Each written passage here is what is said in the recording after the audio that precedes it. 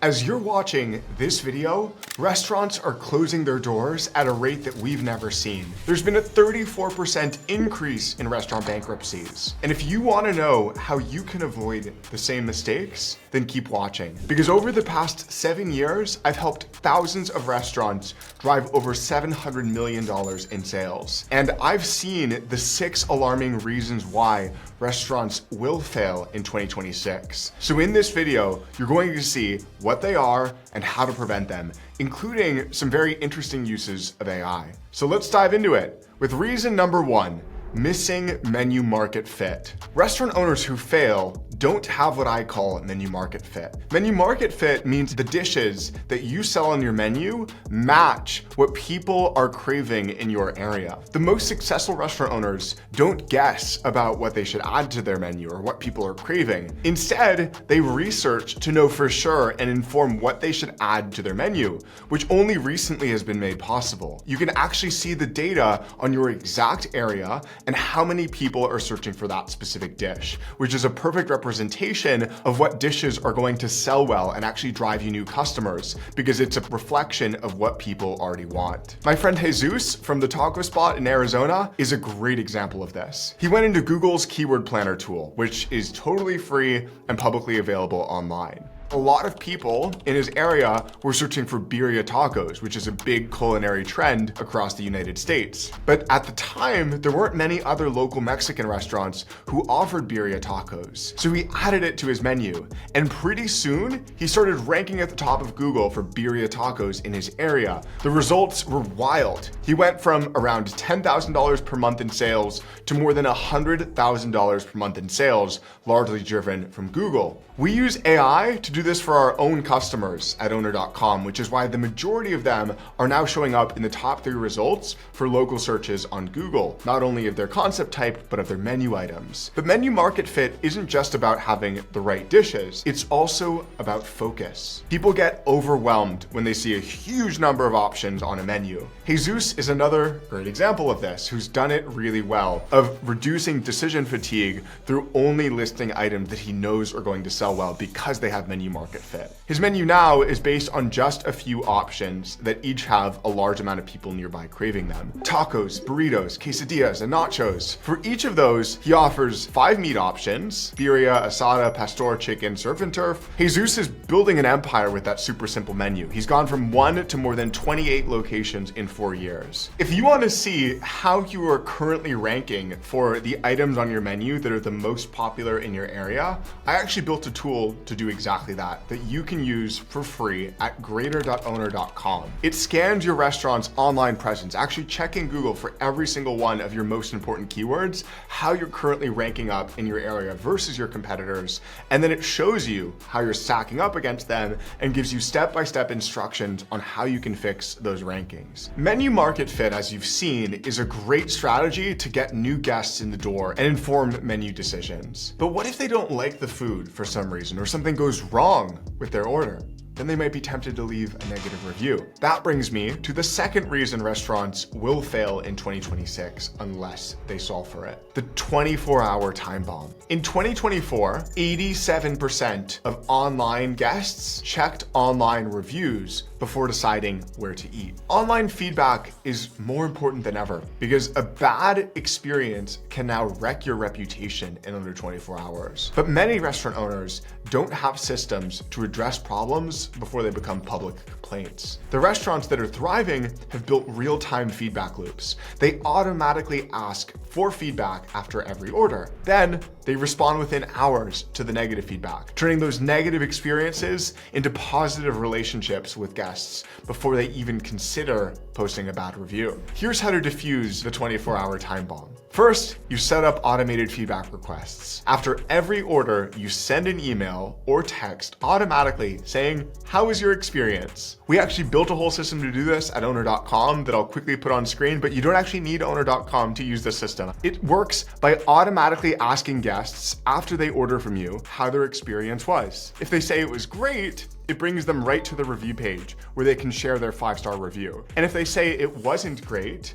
it immediately notifies you and your team before that customer posts a negative review online so that you can handle it in private and save that customer relationship. Whatever system you use, you can diffuse the 24-hour time bomb by responding to all feedback within 24 hours. Managing your online reputation is super important, but it's not going to be enough if your competitors are way more efficient than you are, which brings me to the third reason having AI used against them by their competitors. Avoiding AI is literally going to kill restaurants in 2026. An example of this is my friend Mo from Talkin' Tacos. One of Mo's secrets is that he uses AI to create personalized marketing campaigns for his thousands of guests. He doesn't just send the same generic email to everyone. Instead, he lets AI write a personalized message that's inspired by the specific dish that each guest likes. Mo's marketing emails say things like, "Hey Sarah, craving those chicken tacos again? Here's 10% off your next order." And it works perfectly. The data shows that AI-driven email campaigns can deliver more than 4,400% ROI. But even if you're doing AI marketing, it won't work unless you're motivating the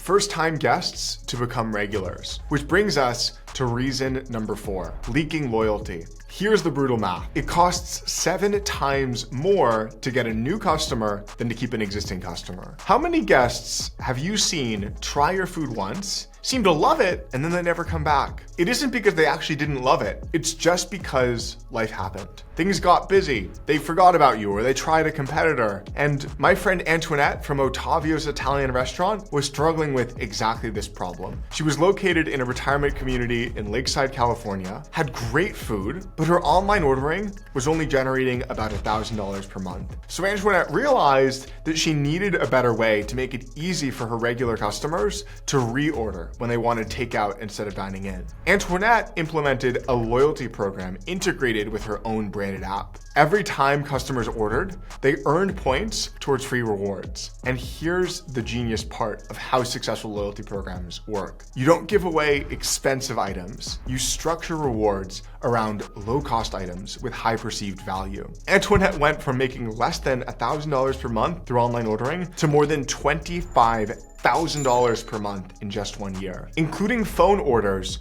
her overall takeout business tripled year over year. That's the power of stopping loyalty leaks. You turn one-time visitors into regulars, and regulars into superfan regulars who order multiple times per month because they're earning rewards like a game that they've become addicted to. But all the loyalty programs in the world won't help if your digital experience feels hard for guests to use. Which brings us to reason number 5 restaurants will fail in 2026, friction fatigue. In 2020, you probably noticed that customers got hooked on Amazon-level digital experiences. One-click ordering, real-time tracking, personalized recommendations. It's created a smooth, frictionless online world that makes it so easy to buy as a consumer. That's the default experience that people now expect. And restaurants are no exception. Guests expect zero friction when they interact with your restaurant online. Customers aren't just hungry for your food, they're also hungry for convenience and ease. By the way, if you're finding this video helpful and you want to add this to your routine, continuously learning about growing a restaurant and driving profitability in your restaurant, then click that subscribe button down below. It's totally free and it means that you'll get notifications of the new videos that I post every month showing the latest strategies and everything that I learn in helping tens of thousands of restaurants grow through my company at Owner.com. So back to the video. If you want actionable steps to avoid friction fatigue in your restaurant's online experience, here they are. The first step is optimizing your online ordering for speed. If you're not able to, on your own restaurant, place your regular order in under 30 seconds, then customers aren't going to be able to either. And that is the standard now in the Amazon first world. That is possible with your own app as long as it supports number 2, using saved preferences and order history. Make it really easy for customers to reorder their favorites. Step 3 is using smart upselling because your system could automatically suggest complementary items based on what customers are already ordering. Creating Creating an amazing digital experience is vital, but you still need great people to deliver on that promise, which brings us to the last surprising pattern that's killing restaurants. Reason number 6, the labor shift. The restaurant labor market has really changed in the past 5 years, as you've probably seen in your market. 21 states implemented minimum wage increases in 2025 alone, with California's fast food minimum wage hitting $20 per hour, and other states quickly following. The restaurants that are thriving have completely reimagined their approach to labor. For example, digital orders replace phone orders, allowing your staff to focus on creating great experiences for your guests instead of